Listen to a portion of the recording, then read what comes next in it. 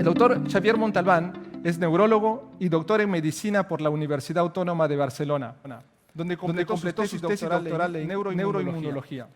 Realizó una estancia postdoctoral en el Lupus Research Institute y un clinical training en el Hospital for Neurology and Neurosurgery en Londres.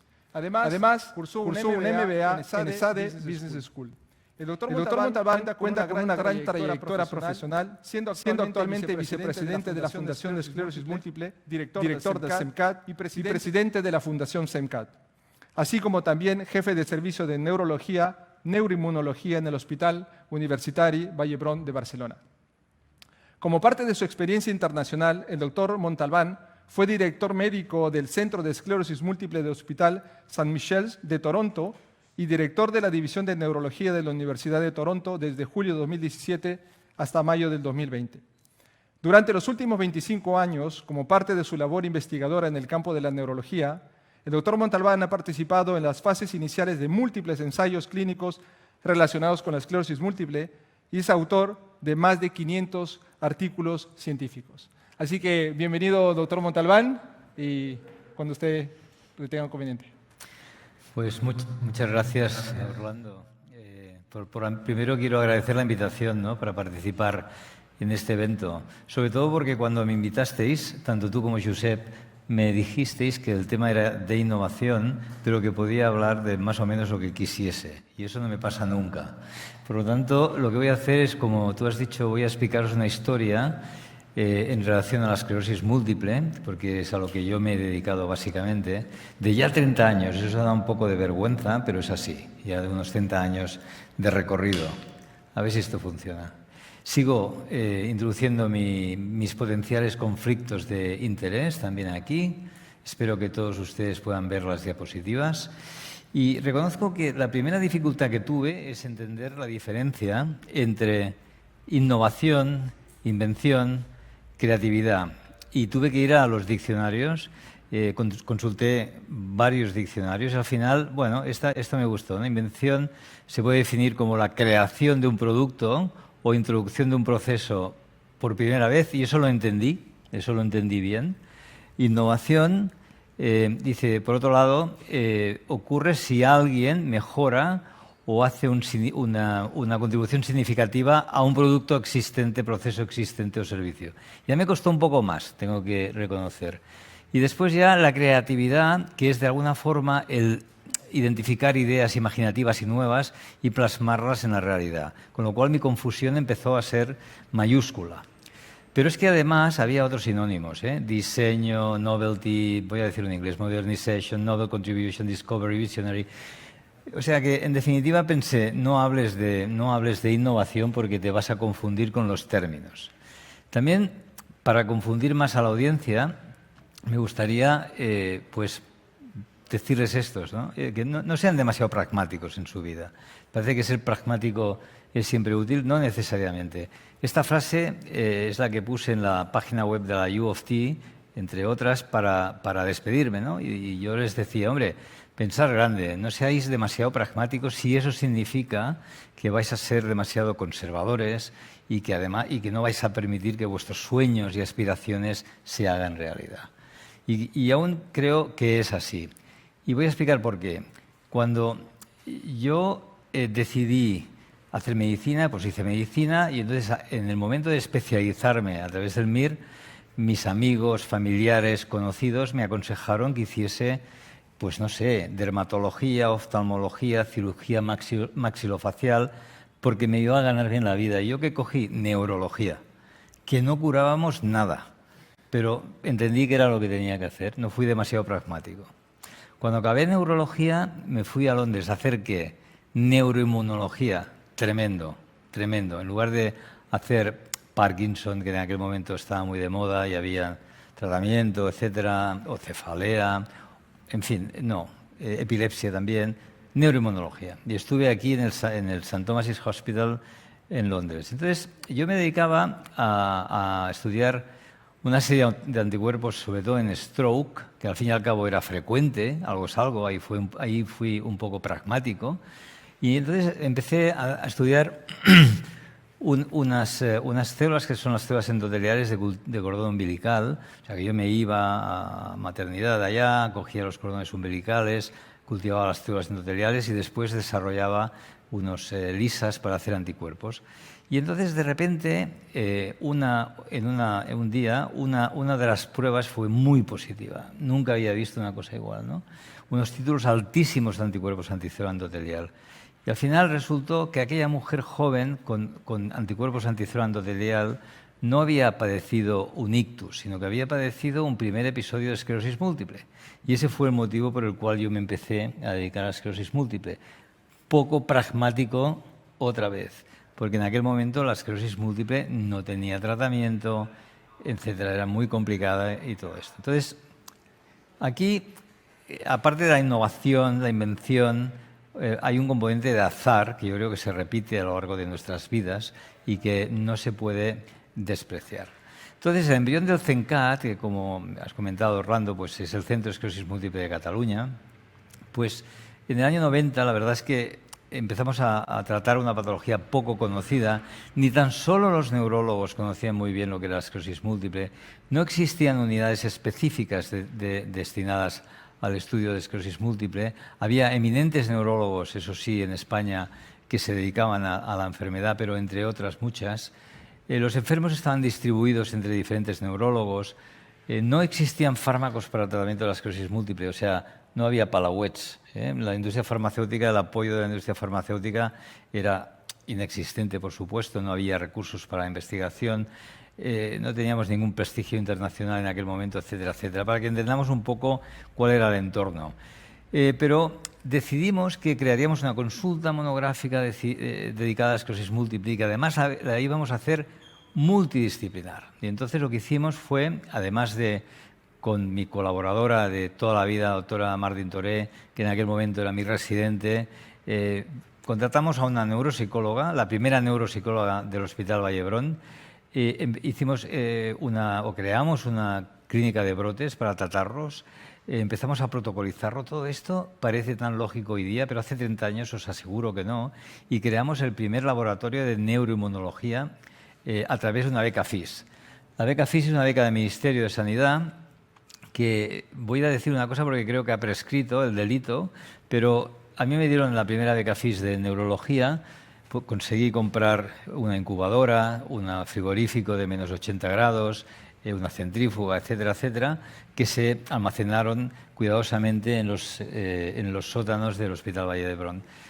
Entonces, al cabo de 6 meses recibí una nota de la FIS pidiéndome resultados preliminares, cuando yo todavía no había podido ni desembalar la maquinaria porque no me daban espacio para el laboratorio. Entonces, lo que sucedió es que en una guardia de fin de semana, yo estaba de guardia, di de alta 2 pacientes de una habitación de 2 y el lunes el hospital apareció con 2 camas menos y un laboratorio de más. Si esto sucede ahora, yo estaría fuera de patitas en la calle inmediatamente y, por supuesto, además, ¿no?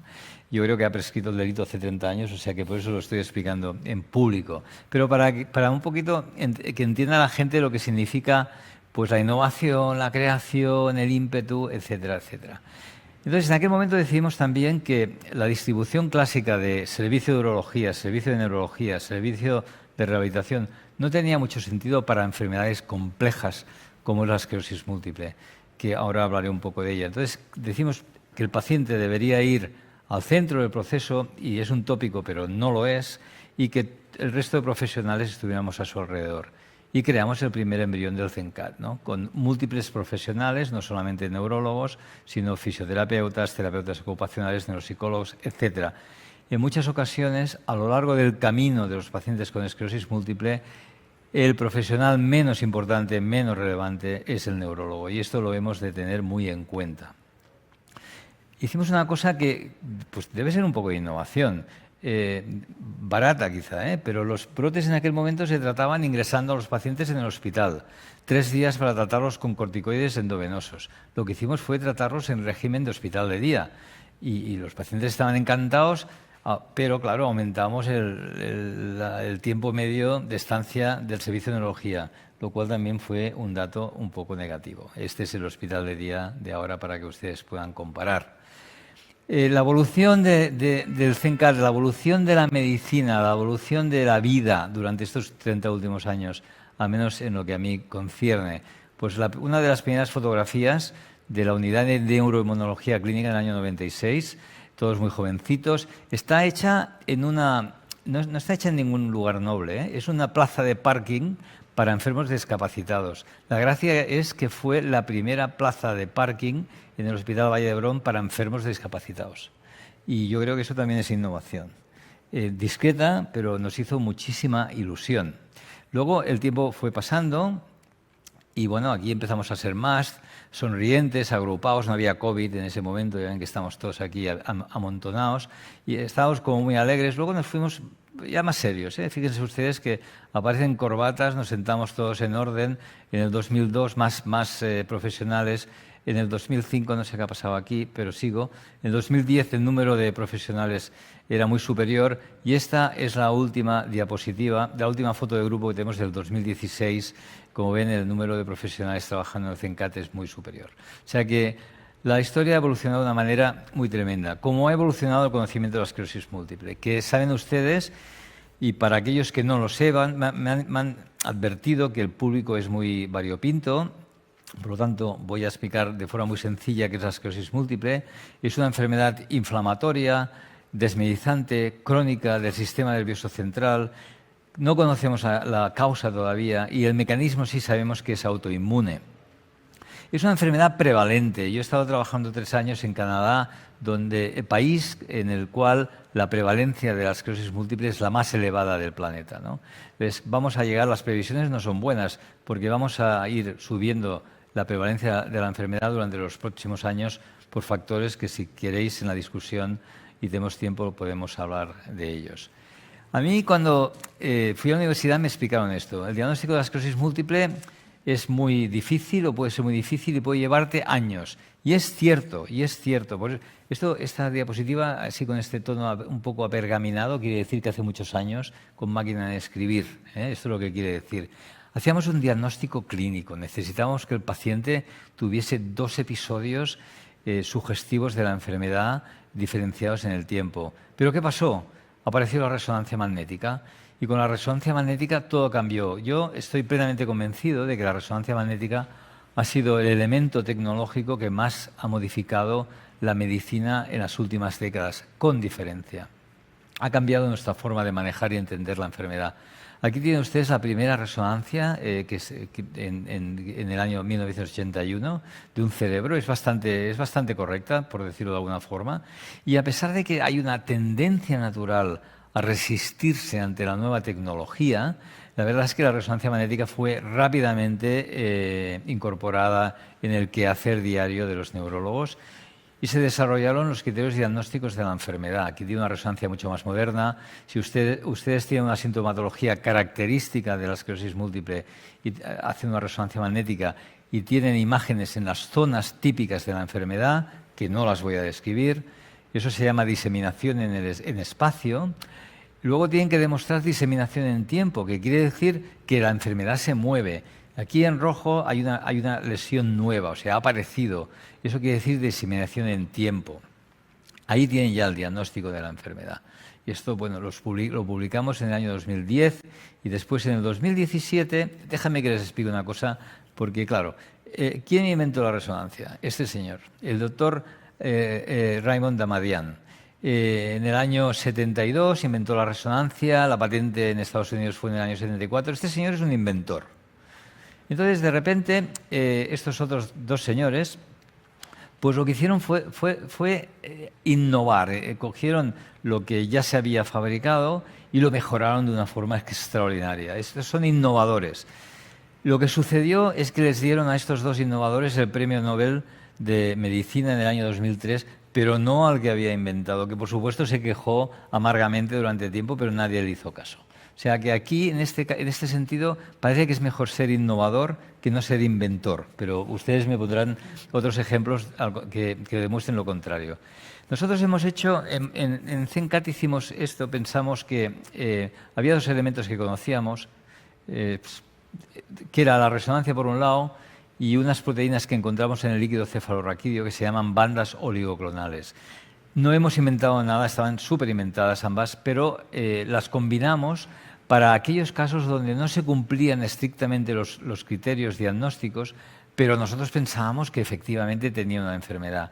Y la doctora Rambide, de nuestro grupo, publicó este estupendo paper en Brain, que es una revista prestigiosa, donde demostró que si ustedes tenían un síntoma característico de la enfermedad más unas lesiones típicas de la enfermedad y estas bandas, la especificidad diagnóstica era elevadísima. Y esto se incorporó en los criterios diagnósticos de esclerosis múltiple que estamos utilizando hoy día, que son los del año 2017.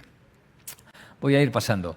Esta es una diapositiva que realizamos con la doctora Espejo, también del laboratorio del CENCAT, y yo mismo, donde queríamos plasmar que la resonancia es muy importante para el diagnóstico, pero también las bandas oligoclonales que vemos en el sistema nervioso central. Y bueno, yo diría que esto es artístico, no es innovador ni es creador, pero bueno, es un poco artístico al menos. ¿Qué impacto tiene esto? Pues tiene impacto, y así un poco más científico, que hemos mejorado muchísimo el tiempo desde el primer síntoma hasta el diagnóstico de la enfermedad. Ha mejorado muchísimo el tiempo entre el primer síntoma y el inicio del tratamiento de la enfermedad, que es clave para el pronóstico a largo plazo de la esclerosis múltiple. Cuanto antes empecemos a tratar, mejor será el pronóstico a largo plazo. También me enseñaron esto, que la esclerosis múltiple es una enfermedad puramente desmineralizante del sistema nervioso central. No se afectaba al axón. El axón es parte de la neurona, que es el elemento noble del sistema nervioso central, ¿no? Y nos decían, no, el axón no es solamente la mielina, la capa que envuelve al axón. Y bueno, aquí ven ustedes que había inflamación, desmineralización, cicatriz, que es la gliosis, pero faltaba un componente, que es la lesión axonal. Y en el año 98, Bruce Trapp describió este artículo en el New England Journal of Medicine, que yo creo que esta diapositiva es la diapositiva que se ha utilizado más en la historia de la medicina. Y lo que hizo fue demostrar que en la esclerosis múltiple no tan solo había afectación de la mielina, sino afectación del axón, que es el tejido noble cerebral, y que además podía ser irreversible y que además la podíamos encontrar en etapas muy tempranas de la enfermedad. Pero si se fijan en el cuadro, porque es una figura, es un dibujo de la izquierda, Doinikov en el año 1915 ya fue capaz de plasmarlo esto, lo dibujó, vio un microscopio óptico y ven ustedes que es exactamente lo mismo. Zonas desmineralizadas, axones balonizados porque están transectados. Y en el año 878 ya Frohman, de una forma un poco visionaria, casi imaginándoselo, ya dibujó estos esbozos muy parecidos, ¿no?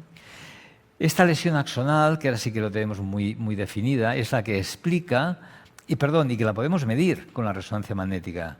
La podemos medir. En rojo y azul, ven que se va moviendo. En rojo y azul son dos cerebros del mismo sujeto con las mismas características en diferentes momentos de tiempo. Y entonces lo que va haciendo es sumando y restando estos volúmenes, con lo cual tenemos la diferencia a nivel de atrofia. O sea, la podemos medir. Es la que explica las dificultades motoras de deambulación, incluso los trastornos cognitivos que lamentablemente tienen algunos de nuestros pacientes. Y que explica que el 50% en las series clásicas de los pacientes, al cabo de 15 años, necesitaban una cierta ayuda. Esto ha cambiado de una forma absolutamente dramática. O sea, aquellos pacientes que nos están escuchando, por favor, que no se preocupen porque ha cambiado de una forma absolutamente dramática para mejor. Y este es el motivo por el cual estamos aquí hoy, porque tenemos una enfermedad frecuente que afecta a 2 millones de individuos en el mundo, muchos de ellos muy jóvenes, y que puede ser una causa de discapacidad importante. Voy a saltarme algunas diapositivas porque veo que voy un poco retrasado. Yo diría que, para poner este mismo ejemplo, que Frohman fue más bien visionario, que Doinikov fue artístico y que Trapp fue innovador porque utilizó un conocimiento previo con un invento, que en aquel momento era el microscopio confocal, para demostrar que había lesión axonal en los pacientes con esclerosis múltiple. Mire, estas tres las voy a saltar porque yo creo que no van a aportar mucho. También a mí me decían, el pronóstico de la enfermedad es absolutamente difícil de establecer, es caprichosa la enfermedad. Bueno, lo puede ser, pero hasta cierto punto. Entonces, en el año 95 empezamos a seguir de forma prospectiva pacientes que habían tenido un primer episodio, en aquel momento nadie lo hacía, y teníamos una serie de preguntas, quién iba a desarrollar la enfermedad más grave, etcétera, y también empezamos a seguir a aquellos pacientes que empezaban tratamiento por primera vez, con el objetivo de identificar a aquellos buenos respondedores de los malos respondedores. Y bueno, al final sí que tenemos muchos factores pronósticos. Hay una revisión que publicamos el año pasado donde hay factores clínicos, pero también de resonancia, pero también biológicos, que nos permiten, yo diría, clasificar de una forma bastante correcta el riesgo de un paciente en concreto. Y nosotros hemos contribuido en este sentido, pero voy a pasar un poco rápido, me van a perdonar ustedes. Me decían, ¿para qué te vas a dedicar a la esclerosis múltiple? Digo, hombre, yo decía, porque yo no soy pragmático, por eso me voy a dedicar a la esclerosis múltiple, porque no había tratamientos en aquel momento, pero ahora sí tenemos. Aquí yo tenía una figura muy bonita con los 15 medicamentos que están aprobados alrededor del mundo, pero para no caer en dificultades, dijésemos, de compliance, he puesto este cuadro azul, pero les prometo que debajo hay 15 medicamentos que estamos utilizando para el tratamiento de nuestros pacientes con esclerosis múltiple. Pero permítanme que les explique cómo empezó esto.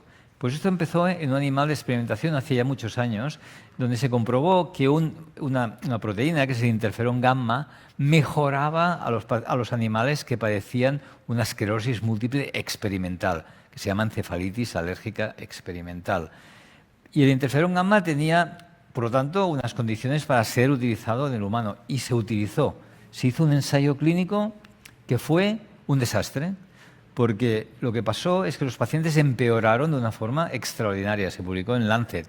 ¿Cuál fue el siguiente paso? Pues de una amenaza, de un inconveniente tremendo, vamos a identificar una oportunidad. Se identificó el interferón opuesto, que es el interferón beta, que tiene unas funciones totalmente opuestas al interferón gamma, y se probó en el humano. Y fue el primer medicamento que demostró eficacia en la esclerosis múltiple. Un momento inolvidable, que no tenemos tiempo, sino les relataría cómo fue la primera vez que nos dimos cuenta que un medicamento era capaz de modificar la historia natural de la enfermedad de forma efectiva. Y ahora ya no estamos a nivel de tratamientos tan solo, sino es que empezamos a prevenir la enfermedad. Empezamos a saber que si el paciente fuma va a ir mal, o sea, que mejor no fume, que probablemente no tenga sobrepeso, sobre todo cuando es un adolescente, que la vitamina D es fundamental para la prevención, incluso para el pronóstico de la enfermedad, que la microbiota, que no sabemos muy bien cómo regularla todavía para la esclerosis múltiple, va a jugar un papel clave en el desarrollo de la misma, y que quizá otros factores ambientales como la ingesta de sal, menos claro, también lo juegan. O sea que podemos incluso prevenir parte de la enfermedad. Eso es gracias a la ciencia, a la innovación, a la invención. Otra cosa que a mí me explicaban es que los médicos eran los que decidíamos los tratamientos, y eso evidentemente pues no es verdad hoy día. Aquí el médico no es el que tiene la razón absoluta, sino que el paciente es un paciente empoderado, es un paciente que tiene una información en muchas ocasiones, la verdad es que es abrumadora, y que en mi opinión te ayuda muchísimo en la toma de decisiones, ¿no? Y esto se llama un paciente experto. Los queremos todos así, todos los pacientes los queremos expertos. Para nosotros ahora mismo, con los 14 medicamentos o 15 medicamentos que ustedes no han podido ver, tenemos serias dificultades de elección, ¿no? Y tenemos que realizar sesiones donde hay 14, 15, 16 neurólogos de diferentes hospitales para intentar identificar la mejor molécula, mejor tratamiento para un paciente en concreto. Y ya estoy finalizando, hablando de invención, de innovación. Claro, a los pacientes, y más ahora en época COVID, es que los vemos una vez. En Toronto yo los veía una vez cada año. Si tenía alguna dificultad, a lo mejor una vez cada 6 meses, pero lo típico es una vez cada año. Aquí los podemos ver un poco más frecuentemente, pero los vemos cada X meses, mientras que la enfermedad es una enfermedad continua, que cada día pasan cosas. Por lo tanto, necesitamos métodos de medición, no tan solo de test activos que hacen los pacientes, sino también de información pasiva que nos proporcionan. Y este es el futuro de la neurología, de la medicina en general. Nosotros estamos, como otros centros en nuestro medio, en muchos proyectos en este sentido. Y yo creo que la clínica ideal, que aquí, esto tiene 3 años creo, esta diapositiva, que ahora COVID la ha acelerado de una forma extraordinaria es esta, ¿no? Va a ser visitas presenciales cuando se requiera, cuando el paciente lo requiera, cuando tengamos que tomar decisiones de tratamiento, de cambio de tratamiento, etcétera, pero va a haber una red virtual de información y de transmisión de la información muy poderosa. Y yo creo que con esto me parece que esta es mi última diapositiva. Orlando, creo que me he ceñido al tiempo más o menos. Fantástico. Muchísimas gracias, Xavier.